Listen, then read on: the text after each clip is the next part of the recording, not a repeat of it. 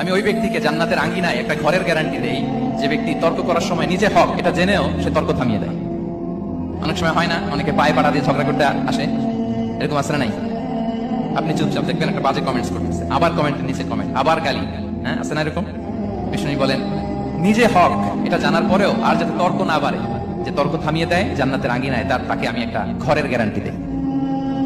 ওবিবাইতিন ফি ওয়াসাতিল জান্নাতি লিমান তারাকাল কাযিবা ওয়া ইন কানা মাযিআন। আর ওই ব্যক্তিকে আমি জান্নাতের মাঝখানে একটা ঘরের গ্যারান্টি দেই যে ব্যক্তি কৌতুক করার সময়ও মিথ্যা পরিহার করে।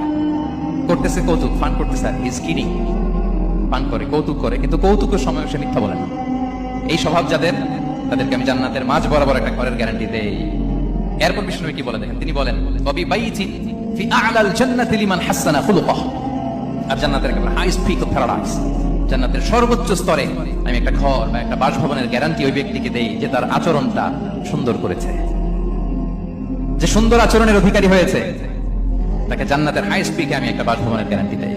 তাহলে বলেন তো আমাদের আচরণটা সুন্দর করার দরকার আছে না নাই? এটা খুব ছোটখাটো একটা আমল, তাই না? কথা বলেন দক্ষিণ কোরিয়া প্রবাসী ভাইরা, আওয়াজ করে বলেন এটা কি ছোট আমল?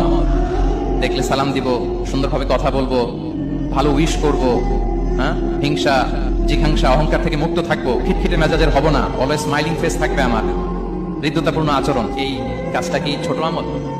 আওয়াজ করে বলেন এই আমলটা কি ছোট না বড়? প্রিয় ভাইরা, বিষ্ণু ইসলাম সবার সাথে এরকম মাধুর্যতাপূর্ণ আচরণ করতেন, ছোট থেকে বড়, নারী থেকে পুরুষ, বন্ধু থেকে শত্রু, সবার সাথে সুন্দর আচরণ করতেন। এবং তার এই চমৎকার আচরণে মুগ্ধ হয়ে তার অনেক শত্রু মুহূর্তে তার বন্ধুতে পরিণত হয়েছে।